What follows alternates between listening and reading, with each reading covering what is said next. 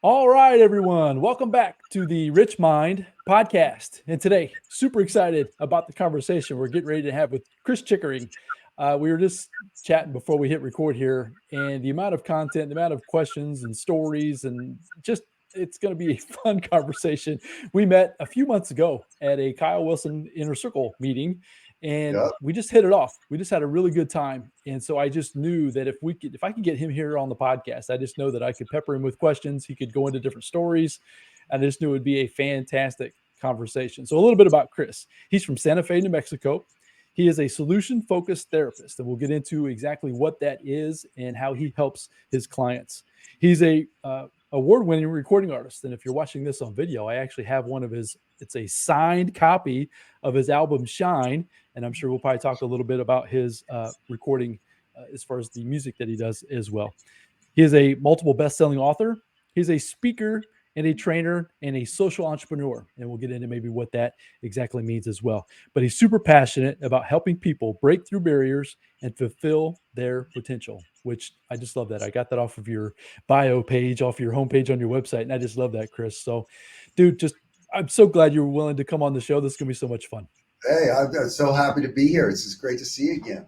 Yeah, it's been a few months, right? But at the same time, yeah, it's almost like we just pick up right where we left off when we were at that meeting. So it's super cool. That's right. I remember how we met. I walked into that restaurant the night before, and uh, you were seated with somebody, and I was like, "He looks familiar." And then next thing I know, we were sitting at that table having a great time. Yeah. So as we've seen each other virtually, right? So this was through the Zoom life as far as going to meetings and things virtually through Zoom, a lot of times through the COVID era. So we had seen each other then a lot, but at the same time, yeah, to see you in person that first time, that was super fun. It's like as soon as I saw you, it was like, yeah, I know that guy. So it's always Yeah, super cool to get to meet somebody face to face. So take a couple minutes and just I kind of the high level bullet points I kind of went through. Maybe just go through a couple of minutes, tell everybody a little bit about yourself, have everybody get to know you a little bit more. sure. I was raised in San Francisco, fourth generation San Franciscan, and lived away from home since I was 13. From the time I graduated college till I was about 35, I had literally no less than 20 jobs, and I'd lived in 11 different states.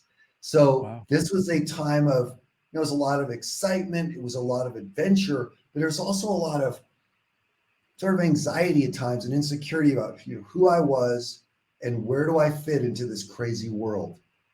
And I had this deep drive to I want to do something with my life that's meaningful, that is lucrative, that sets my soul on fire. And I just kept changing it and changing it and changing it. And in 2005, I moved to Santa Fe, my dream city. I knew one person when I lived here, and kind of luck and hard work intersected, and I became the vice president of business development for a personal growth company in Minnesota called Learning Strategies. They had been around for 25 years, had all these personal growth programs. And from there, I learned joint venture and affiliate marketing. I didn't even know what that was, but it just perfectly suited my passions and skills and background in sales. Spent a few years with Learning Strategies. I started my own affiliate marketing company. It's called Guru Authority, and it was really just myself and my dog. No business cards, no websites. Connecting with A-list, helping A-list speakers and authors and content creators expand their profits and reach through lucrative joint venture partnerships. And it was awesome. Like, this was the first time in my life I'd made six figures. I'd spent so many times, so many years struggling. I used to be an EMT firefighter in my early 20s. I'd get paid $4.63 an hour to drive old and insane people from their nursing home to the hospital. It's just like I had been through some shit along the way. And so when I finally, I guess, broke through rather, financially to a certain degree, it was so amazing. And, I was able to, pay off all my bills and just sort of upgrade a lot of things and create some security. And it was just so awesome. I got to work with so many amazing people like, Brian Tracy, Bob Proctor, Kyle Wilson, the list over 100 speakers and authors. And it was so amazing.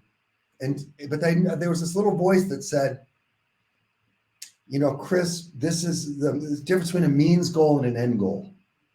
It was like this little voice said, Chris, this is cool, but this is like a means to an end. This is not your end. And then that little voice said, and if you're doing this in 20 years, you're going to be, or maybe even 10 more years, you're going to be miserable. I just noticed this voice. And this other voice was like, that's nice. You just sit tight, pal, because we're finally doing well, financially speaking. But as the years went on, and I got more and more fatigued by having the same conversation over and over, that little voice got louder and louder. In archetypal psychology, this little voice is called the Wanderer. It's in the Wanderer, it's this internal archetype. And the gift the Wanderer gives you is it asks the question, what do I really want? What's really important to me? So it helps you live a more authentic life. It helps you recalibrate your life when today's dream becomes tomorrow's nightmare. And that is exactly what happened. It got to the point where I just couldn't do that anymore. And I'm going to sort of speed it up because take a couple minutes and I'm going on, but I'll go on. You keep going. No, this is great. I want to get to other things in this conversation.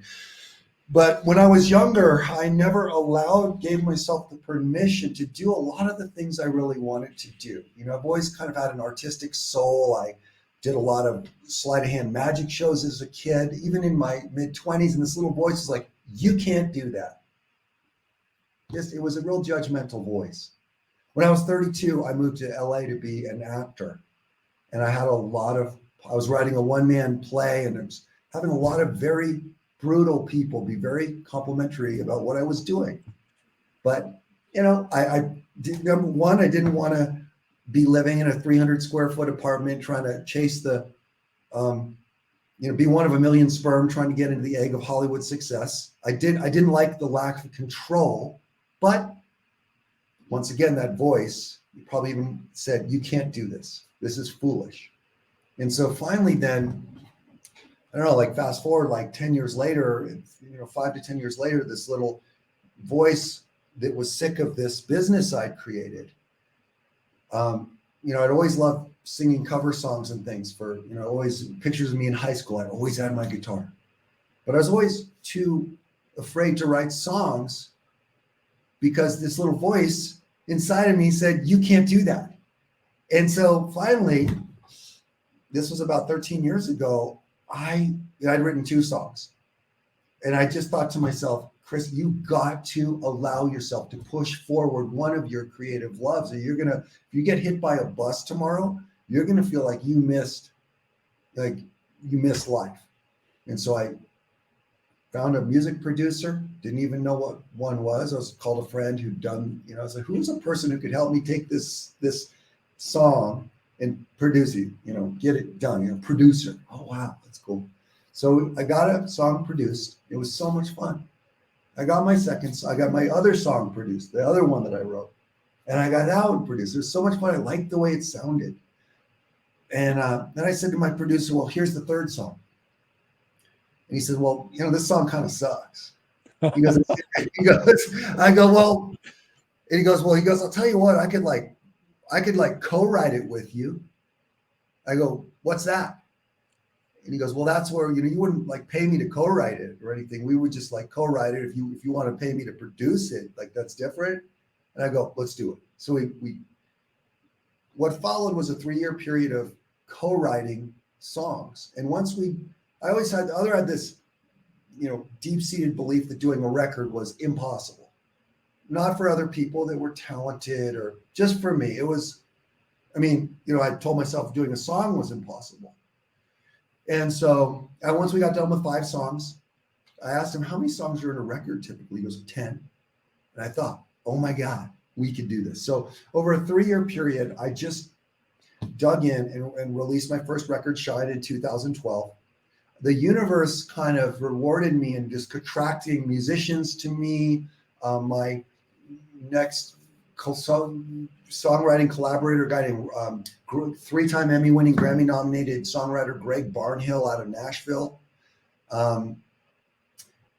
and met him through my uncle, who's a big songwriter in Nashville. And Greg and I ended up writing 120 songs, and I released 5 more records in the next 4 years. So this was so awesome. And I thought, you know what? I'm going to go to the top of the music industry, just like I went to the top of the internet industry. And the universe was kind of like, it was awesome. It was like so much fun to see creative visions come to life.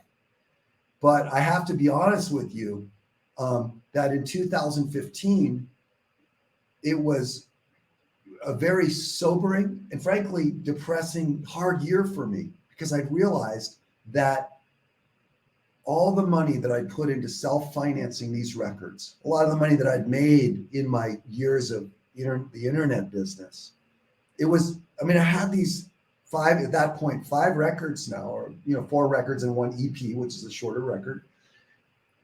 And I realized there was no momentum. And then that voice, not the Wanderer. So we'll go back to archetypal psychology for a second, because it's really interesting. And if you're into archetypal psychology, a great archetypal psychology book is called The Hero Within. The Hero Within, right? But this other voice, they call it the warrior, comes up. And the gift of the warrior is that part of all people that, as the name indicates, it's that thing where you get eyebrows down, you're like, I'm going to do this, and you get shit done, right? And that's awesome. It gets things done. It gets hard things done. But the shadow, each archetype has a shadow side. And the shadow side of the warrior is self-criticism or criticism of others. And so in 2015, that warrior that was coming up 5 years earlier that told my Wanderer to say, hey, you just sit tight. We're finally doing well. Then that warrior came back in that shadow side in 2015 and was just like, I told you so. I told you this was a mistake. You moron. It's not nice talk. So I spent a year really just doing a lot of personal growth work, reinvesting in that relationship with myself by attending and getting the specifics of a variety of seminars, reading books, going back to going internal to recalibrate that relationship that I had with myself. And I finally got back to being okay with me. I was like, Chris, you didn't ruin your life. It's all part of the journey. You're going to figure it out. In my 20s, I was getting a master's in psychology because I always felt like in some ways my destiny had something to do with being helpful to other people. I didn't finish that master's in my 20s. And so I went back to get a full-time master's in psychology, in counseling psychology in 2016, ended in 2018. I ended up, when you go to grad school in psychology, in most grad school psychology programs, they'll serve up a buffet of different things. You can study Jungian, you can study parts therapy, family systems, and I really gravitated towards a thing called solution-focused brief therapy. And solution-focused brief therapy, it turns out, is an evidence-based practice. Evidence-based practice. Well, what's an evidence-based? An evidence-based practice is something that's been found in clinical trials to actually help people, as opposed to certain other methods that are someone's opinion. Not to say that they aren't good. It was interesting to me. And I also really liked solution focused, without geeking out on it too much, a difference of a solution focused approach and many other typical approaches in psychotherapy is, if a solution focused approach is very much focused in the present and the future, as opposed to in the past. And one tactic, a solution focused therapist, they've said that the entire coaching field is rooted in solution-focused brief therapy. And solution-focused brief therapy was inspired by so many psychological modalities, Milton Erickson, right? The the inspiration behind NLP. Yeah, Bandler and Grinder. So one example of how a solution-focused therapist would approach someone's problem is, let's say somebody came in and they were depressed, and you typically say, therapists will say, well, okay, well, how long you felt depressed, and did you feel depressed as a child, and what were the incidents and things that happened to you that might be contributing towards the depression, and a lot of empathy, empathy is always good, right? But one tactic in solution-focused land is to help the person think about, in this particular example, the moments when they're not feeling depressed, or maybe the moments that they're feeling a little less depressed. Because usually, even if somebody's feeling tremendously depressed, there's usually little moments when they're either not or feeling a little better. So by asking certain intentional questions, getting them to think about those moments, really sort of linger on those moments, and then explore what is it about those moments that they think has them feel a little better. They could say, when I walk my dog, I feel a little better. Or when I'm writing, I feel a little better. And then setting goals for them, collaboratively setting goals so that they can maybe do those activities more on a day-to-day basis to feel better. So anyway, since 2018, I've been working joint venture brokering and affiliate marketing lands in the past, still in my DNA. And I've been seeing clients as a coach, as a therapist, as a consultant, and leading mental health trainings. Trainings related to solution-focused brief therapy. And we kind of do in my 20s, I mentioned I did magic. And so I put together this workshop called Magic and Mastery, which is kind of fun. It's like, it's like, okay, let's take a look at all the crap that I might have left behind, and let's see what's important to like integrate now. And so this workshop I do, Magic and Mastery, there are 7 ways in which a magician thinks. There's 7 principles of magic. And once you understand these 7 principles, you can unlock magical results in your life. So that was one workshop. And we do another workshop called the Magic of Solution-Focused Brief Therapy, which is cool. It's like an 8-hour deal. I mean, it's shorter, we can do shorter. And it's all about showing people tricks, talking about the principle, and relating it to solution-focused brief therapy. So yeah, that's it, my friend. I mean, that's the extent of the answer. So I didn't even talk about you being a magician when we were at those dinners, or even at the event that we were at, right? You and our friend Dan Armstrong were doing magic tricks. That was, and you're super good. Yeah, that was a lot of fun. So the sleight of hand is super cool to watch when you're. I don't know David Blaine or anything, but I like to get my. It's legit. I mean, you're standing right there within a couple of feet of you, and you still can't figure it out. It's like, you know what I mean? So yeah, you've practiced well, and so I just wanted to commend you on how good you are actually at being a magician. So a couple of things so as you were giving us that story, which was fantastic, I appreciate you going so far in depth. A couple of things, and maybe we can get into the question you mentioned when you were going through when you moved to Santa Fe, about how the question of what do I want was like a big question, or like an epiphany moment for you.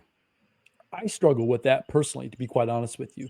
I struggle with like you're talking about, the little voices in your head saying you can't, you shouldn't, why would you, all of that, right? So maybe that, I just want to kind of put a pin in that. Maybe that's a kind of a little bit of a rabbit trail we can go down as well, because I think I would, number one, get some benefit out of that based on your training, but then also I think that would also help the audience. But a couple other things you mentioned about momentum. That's kind of the idea that I got with your momentum, with the idea of stacking small wins, right? Or seeing the small positive changes in people's lives instead of being caught, like you said, in the past.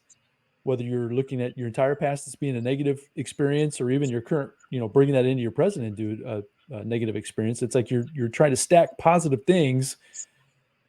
Am I seeing that, or is that kind of what I'm hearing as far as how you help folks with your? As you were speaking, it reminds me of I'm a big audible.com junkie, and it reminds me of a wonderful Audible book I'm listening to right now.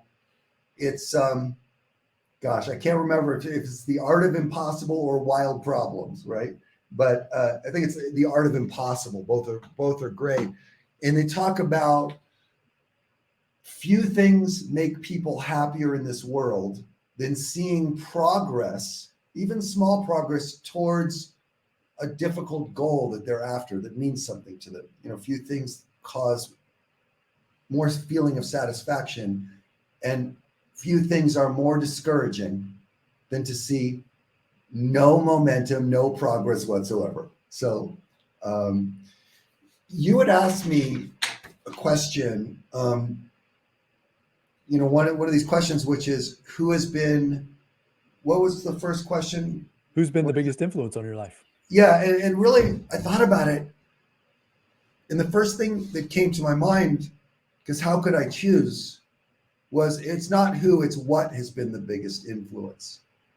And the biggest influence for me, that what has been a commitment to having a growth mindset. That's been the number one commitment, to having a growth mindset. And the biggest challenge, and when I say growth mindset, I mean being committed to, realizing there's always something to learn and know. And the biggest challenge I've had in my life is to shift to adopt an internal locus of control as opposed to an external locus of control. So an internal locus of control, it's not a technical term. It's a belief that my outcomes in this life are tied to things that are in my control, like my effort and my attitude, as opposed to external things. Certainly, if really hard stuff happens, it affects us, right? But just by having that belief, like that challenge is to always go back to, so how do I keep that? How do I try to stay in that internal locus of control? It's like weeding a garden or something. So how do I weed that garden and constantly go back to what are the keys for me? One, in no particular order, to take care of my health and wellness by being committed to a physical exercise program. Another would be a simple exercise of being focused on gratitude and what went well. Specifically, when I wake up in the morning, I'll either think to myself, what are the three things I'm grateful for? Or if you want a little more structure, here's a killer little book on Amazon, The 5-Minute Journal. And what does it have in there? It's got 3 lines for what am I grateful for? The next 3 lines are what would make today great. The next little section is your daily affirmation. And then at the end, you can put your highlights of the day and what did I learn today. So, and I periodically have used that versus thinking. But, a simple one is at the end of the day, as I'm going to sleep, I say, great job today. And I think, what are 3 things that went well? Literally, as I'm going to sleep. And I'll think, well, what else went well? And it could be, I could even be thinking of something that actually was really hard, but what I did well was I didn't get too upset about it, or I recovered from it quickly, right? And another would be just an attitude of focusing on the effort I put forward, rewarding myself for the effort I put forward and the time I spend committed to something rather than the results I get. Because I'm not in control always. Like, we're not in control of the results we get. And if I'm just focused on the results I get, that's what I was doing with my music. I'd released 5 albums. I ended up releasing a 6th in grad school. my attitude was way sort of better about it at that point. Um, but if but that's what I was doing with my records. I realized in 2015 is I was just focused on the results, and the results didn't match what my expectation about what they would be.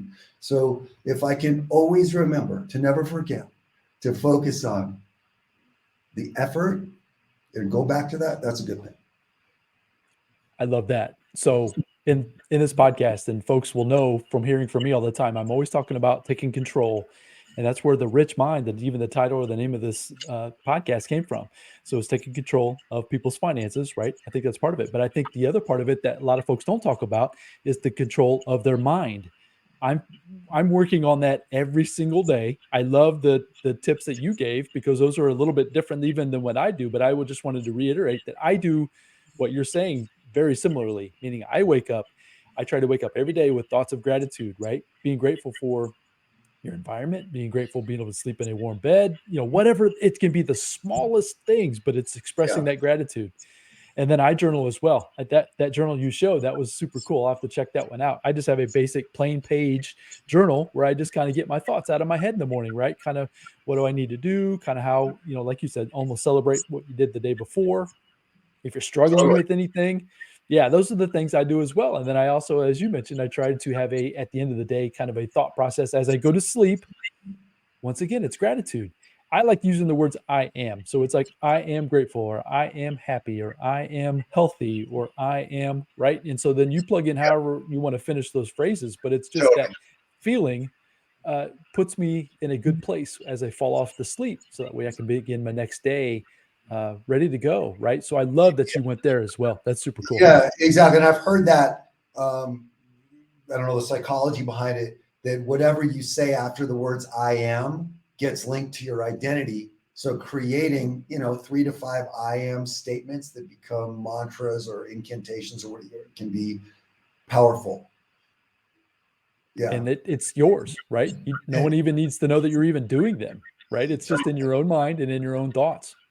I mean, and another thing that's so important for me is to have, it's like birds of a feather flock together, to have a community, even if that means 1 or 2 close friends that have a growth mindset, that have your back, that you can be completely and totally authentic with and not feel like you're going to be judged, and you're going to be accepted, and friends that help you. They see you as your highest self, and they help promote you being your highest self. And sometimes that means tough love, but you know it when you have it, and it's so important. There's a great book by Napoleon Hill. Of course, Napoleon Hill's most famous book, Think and Grow Rich.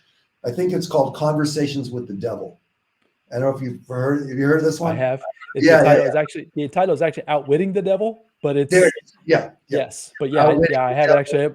actually by my chair out in the living room. Yeah, I there you actually, go. yeah, And I it's a great book. heard about this that Napoleon Hill, because he came from I think a religious family, that he waited until after he had died, or maybe all of his relatives had died, because of the premise of the book. You've read or reading it, is all about a conversation that he's having with the devil, and the devil saying, "Hey, man, that's great if you're doing all that stuff you talked about in Think and Grow Rich, but I got these 31 things that I can do to fuck you up, and here they are."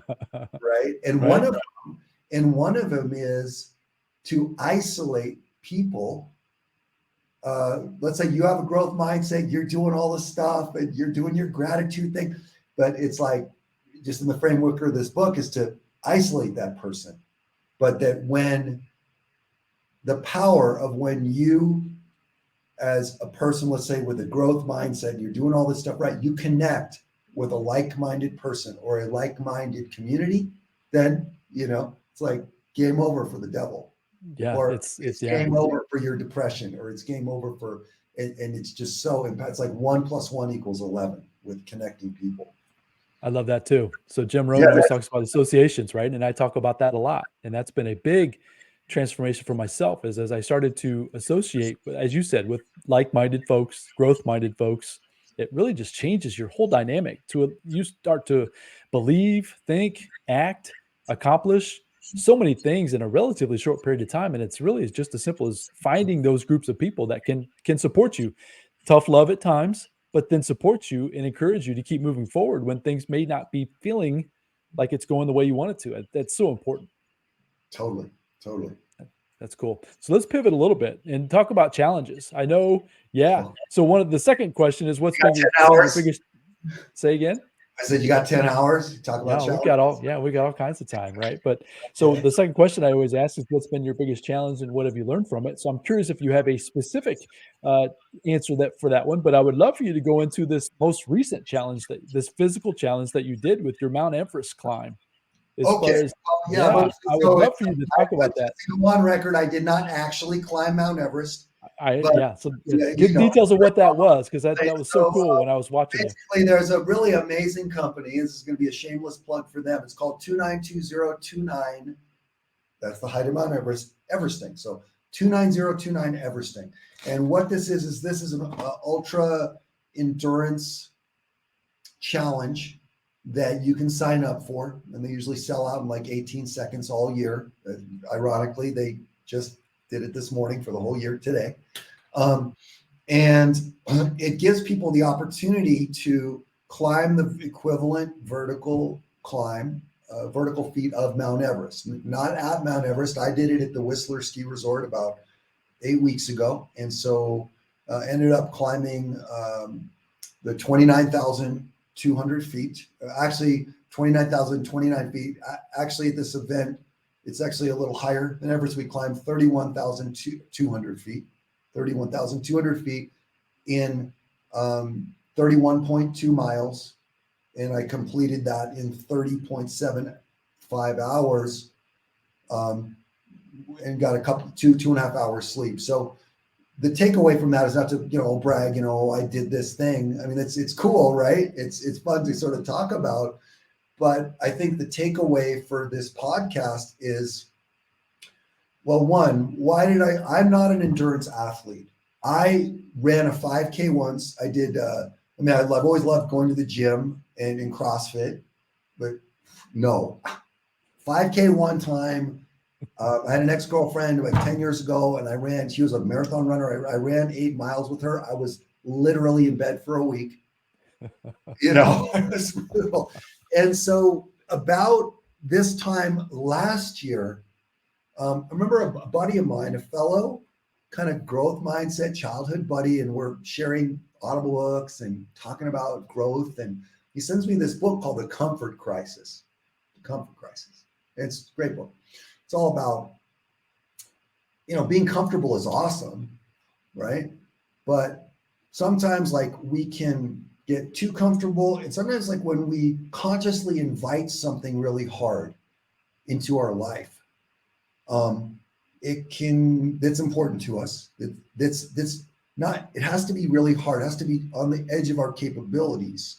This can bring a real sense of mission, purpose, satisfaction, confidence into our lives. And the term that he coins in the book, I'm like shamelessly plugging everybody here, but it's deserved. It's called masoji. And a masoji is a Japanese word that signifies that consciously inviting something really difficult into your life every year. It doesn't have to be a physical challenge, but physical is perfect. And in order for it to qualify as a masoji, there has to be a 50-50 chance that you would fail. So if you choose something that's like there's an 80% chance that you would succeed, like that's great. It might be something really hard, but it's not a masoji. So we're reading this book like masoji. So I'm on the lookout for this masoji, like let's do something really hard. And I don't know, maybe the Google bots were listening to me. I saw an ad on Facebook, right? And I sent it to him and he's like, oh, this looks awesome. I was like, damn it. Now we have to do it. I was like, gotta do it. So we signed up and went through it was 20 weeks of event specific training. Like I said, I'm not an endurance. I'm an endurance athlete, but it was a whole new world of get on the treadmill at 15 degree incline for an hour or 2 hours and 6 to 7 weeks out on Saturdays, we get, 4 hour, 6 hour, 8 hour, and even 12 hour workouts. But, it was doable. It wasn't running. It was just hiking and take a little break and do some box step ups. So it's all doable. So what I learned, the takeaway from that, a number of things that I learned.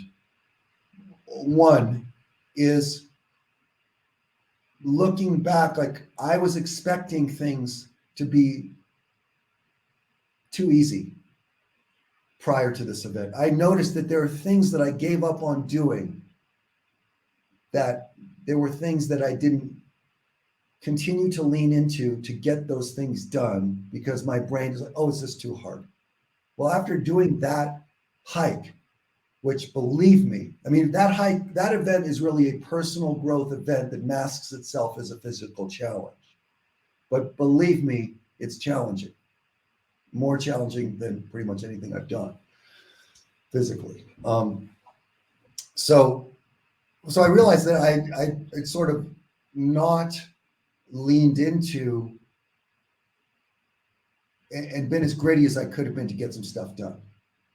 I viscerally realized that so many things are possible, but they take longer than I think they might take. So to stick with it.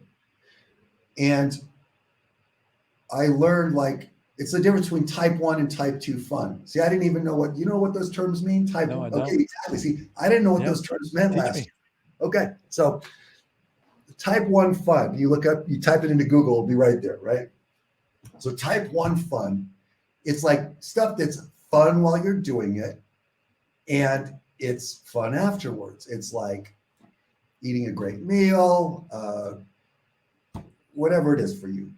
Netflix, going to Aruba, it's fun while you're doing it. Now, type 2 fun is not fun typically while you're doing it. It actually can feel brutal and really hard, but like a really long hike or some massive challenge of, let's say, building a woodshed with just one other people and lifting things and just like some 16-hour days. So type 2 fun, it doesn't feel good when you're doing it, but when you're done with it, it has this unique feeling of satisfaction. Type 2 fun. So there's another thing I got out of this event, which was like, wow, this, that's kind of like why I like CrossFit or weightlifting, because it's like, gave me a little taste of type 2 fun. Well, now I'm like, okay, well, what's the next Masoji for next year? How else can I lean into some type 2 fun? And then I start thinking about I start to have a mindset shift, which is like, things that are hard are fun. Because I'm going to get this dopamine hit later. And then I find myself writing down things on Post-its and putting them on my desk, like seek discomfort. How can I, like doing rucking? I don't know if you're familiar with rucking, is hiking with a weighted backpack. Yeah, my son does CrossFit, so I'm familiar with Yeah, there you go. That. And yeah. So I got a Go Ruck, and I've had like a dude, Go Ruck with 35 pounds in it.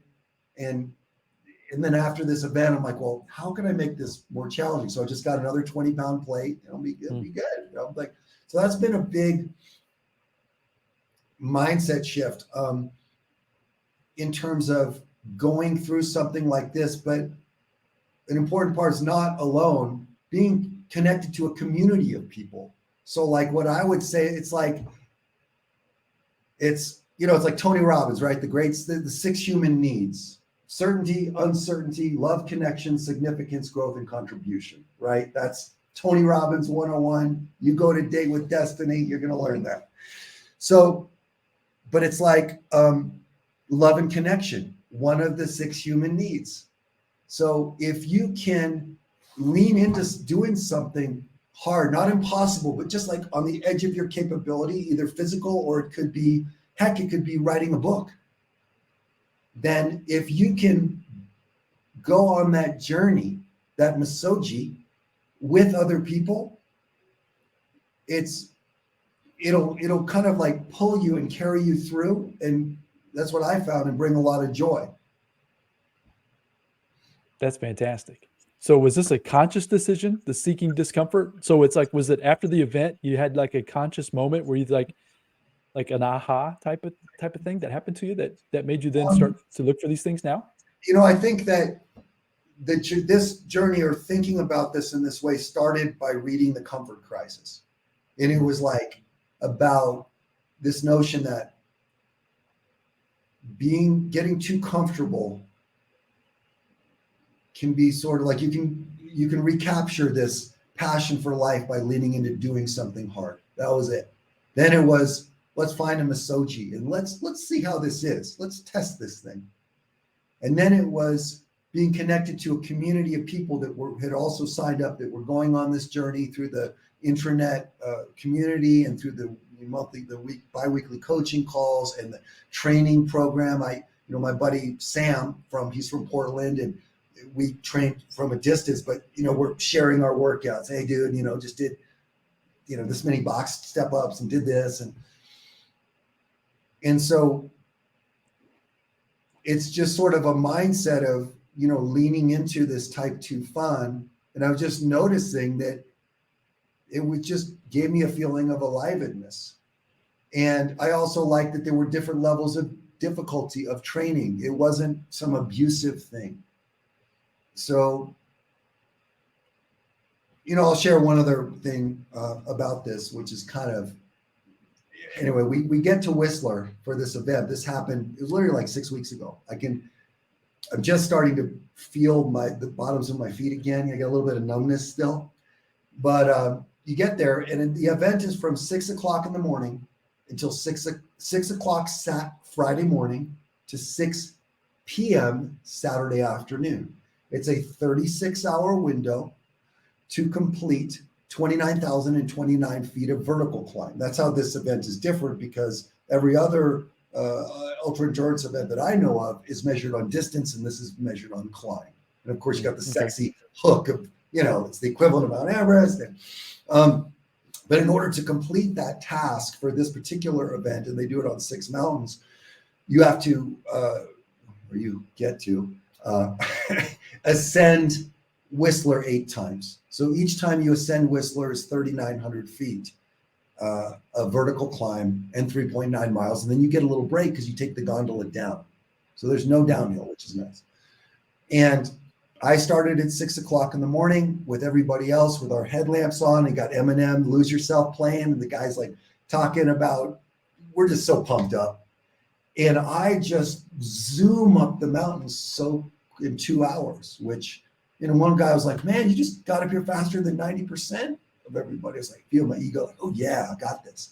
So I'm coming up ascent 2, and all of a sudden my leg seize up, like cramping, like you wouldn't believe. And now I'm mentally freaking out. Like, Randy, I was thinking, okay, you've told everyone you're doing this. How embarrassing is this going to be? Oh, I completed 2 out of 8 ascents, right? People are like, I'm telling people, like, dude, you need to drink pickle juice and eat potato chips. Pickle juice and potato chips. Or pickle juice and potato chips. They're like, yeah, pickle juice. They have it at the top, because they had these aid stations, where they wanted you to eat, like, for men, 200, about 300 to 400 calories an hour. Don't quote me, something like that. You have to be eating that every hour for 36 hours if it took you that long. And pickle juice and potato chips. So I get to the top of, I'm going to kind of speed up the story on this one, but I get to the top of, I slowly just suffered my way to the top of the second one. And sure enough, there's this big 5-gallon thing of pickle juice, and it's disgusting. I'm drinking it, eating chips. And I get down to the bottom, and I meet this guy at the bottom, this guy named Oli. And I was like, hey man, listen, I'm going to be going really slow. I'm freaking out. Because people are saying, look, you don't want to be doing 2 hours. You need to be going 3 hours, 3-hour laps. So the takeaway for me was, slow is fast. I think the SEALs have a saying about that. It's like, I don't know what it is, but it's like, fast is slow, slow is steady, or something like that. And so slowly, this guy Oli and we went at a very slow pace. And whereas During the first ascent in the dark, when we're all kind of packed together, 330 participants, it's not a race. It's a big, huge aspect of this. It's not a race. It's like goes back to focus on your effort, not your achievement. Yeah, you want to finish maybe all 8, but for some people, some person, they want to finish 4. It's all about leaving it all on the mountain. So the metaphor for life is whatever I'm doing, it's like however you do one thing is how you do everything. So whatever I'm doing, just focus on giving 100%. So anyway, this guy Oli and I go slow and steady up the third one. I think we get there at 10:15 in the morning, have a hot breakfast. So they have this, like there's always food at the aid station. They have a hot breakfast time period at the lodge. And that cut off at 10:30 a.m. So we're like, dude, we got to get up here before 10:30 a.m. And we get up there at 10:15. And I'm like high-fiving this guy, and like we really bonded, like, and we having the hot lunch. I'm like, Oli, listen, let's do this again. He goes, Chris, I want to, but my stomach is killing me. I can't. He goes, I got to go. They have this like recovery aid station thing where you can get seen. He goes, I have to. I was like, are you sure? Because I'm thinking this guy's like my rabbit foot here. I got to stay with this guy. But I also, this other voice was like, don't slow down. So I jump in the gondola. I thought it was there alone in the gondola. And I jump in, and there's a guy in there. And sort of a standard question that I would ask a few times. Hey, have you done this before? He goes, yeah. And everybody on the event gets a white jersey. Okay. But if you've done the event more than 4 times, you get a black jersey. And this guy, his name's Zebly. It turns out this was his 10th time doing it. And they had talked about him the night before. I was like, dude, you're a legend. So I go, and I started just picking his brain. And he's like, look, you just want to go slow. He goes, and you got to drink your pickle juice. And I know, potato chips. He's like, yeah. Everybody's like, pickle juice. So he goes, like, here's what you want to do. He goes, you're in great shape. I was like, really? He goes, yeah. And he goes, because it's 2:30 and you just completed 3. He goes, what you want to do is you want to get your 4th one before dinner. If you can, get up to the top at 6 p.m. After your dinner, get your 5th one. It's a total of 8, remember? So after dinner, get your 5th one. He goes, then you're going to be really tired. He goes, but if you can just get your 6th one today, you're going to set yourself up beautifully for tomorrow, because then you'll just have until 6 p.m. to get 2 of them. And so Oli and I, sure enough, got to the top of the 4th one at 6 p.m., high-fived, had our hot dinner, started our 5th ascent at 7:15, got up to the top at 10:30 in about 3 hours and 15 minutes. You tend to go slower the longer you go. Sure. About 10:30, we get to the top. I said, Oli, man, now we've done 5. And I'm thinking about what Zebly said. And I said, what do you say? We do one more, just get 6. He's like, Chris, I can't, it's like my stomach or whatever. I think that's what it was. So I went to the bottom. When you get to the bottom, you brand the board. They have this big branding board, and you brand it, with this little symbol. And they put little X's on your jersey to track your progress, right? And so at 11 o'clock at night, for the first time, I I had this iPod mix. I have it. It's called Up. I have 2. One's called Up, Up, Up. The other one's called Running. I hate running, but and I put it on. I remember it started with Sublime's What I got a lot of Rolling Stones in there. And for the first, and it's really easy to be in a good mood at the bottom of this journey, because you just rested for 20 minutes. They're serving cup of noodle soup at the top. So you're eating that, you're getting nourished. You probably use the porta potty. You just eat. It's gentle. It's easy. So I'm just thinking, oh, this is great. And all these motivational sayings like, I get to do this. And oh, this is so awesome. But I kept cruising, and you go into this deep forest. It's like, I don't know if you saw Lord of the Rings. It's like the Fangorn Forest. It's this beautiful forest at Whistler. You get into it, and every 500 feet you gain in elevation, it'll have a big flag on the side. It'll say 500. And it's nice. Say, I just did 500, but at the same time, when you see 500, you're thinking it's 3,900 feet per ascent. You're thinking, I got 3,400 to go. And it kept going. You're kind of like hiking from aid station to aid station. And they'll have like water at some, and they'll have like snacks at the other. And it was about 12:45 at night. Now I'd been on my feet for almost 17 hours. And I noticed I was starting to go to sleep on my feet. I was like literally hiking, thinking, oh my God, like I could literally go to sleep mid-stride. Like it got me a little nervous. Now, at the beginning of the event, the previous morning, all those headlamps, it's like a daisy chain of lights. Like you look behind you and it's just like this endless, but as the event goes on, especially at 1 o'clock, you don't see anybody. And I saw this headlamp up there, it wasn't moving. And I go up to this guy, and he's an older guy, and he's leaned over his hiking poles. And you tell him what you want written on your jersey. Like for me, it just said Chris. And then on his jersey, it said bartender. And I was like, hey man, what's your name? He goes, Bart. He goes, short for bartender. I go, hey Bart, how you doing, man? He goes, I'm hurting, brother. I can't remember like what I said to him. I said something encouraging. I knew it was going to be okay. They have these little LED lights every 500 yards or something. So I kept going and got past the 2,500 flag. I got to the 3,000 flag. Now the 3,000 flag is really cool because I only have 900 more feet to climb on this. Right at the 3,000 flag. And all of a sudden I see behind me this headlamp that's coming fast, real fast.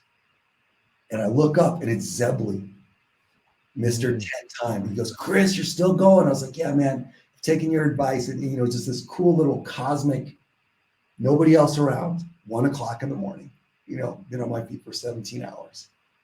It wasn't 17 hours, 6 to 6. 19 hours rather. Yeah, I've been on my feet for 19 hours. So I get to the top at 2 o'clock in the morning, finished ascent 6, got to my room at 2:30, went to sleep at 3, got up at 5:30, did my last 2 ascents. And so one takeaway from that, it's cool. It's like, hopefully you could see yourself there a little bit. I could. And one cool takeaway of it is this notion of running your own race, in life, that I have to remind myself of. It was like during the first ascent, one thing I forgot to mention was when they corralled us all up to the starting line, they said, look, sort of whispers in the crowd, hey, if you're really fast, get in front. That made sense. And I looked at my buddy Sam and I was like, well, dude, we're not endurance people. Let's let 50 people go ahead. What I didn't realize, I don't know statistically how many people are former marathon runners, triathletes, or Ironman competitors. I have no idea of how many, but I think it was more than 50. And there were 80-year-olds and 70-year-olds. There were all kinds of people. But point being is we put ourselves a little further in the crowd than ahead, which meant that as we were hiking up the first ascent, these people right on my tail, and my ego didn't like my ego was like, do not let this person pass you, and I was like, you don't want to fall behind. So that's why I got up there in 2 hours. And on the second ascent, before my legs started cramping, my ego once again, I was thinking, its little voice was like, you can't fall behind. Don't let these people pass you. There's no way. And it was almost like a vibration of like shame, like if they pass me.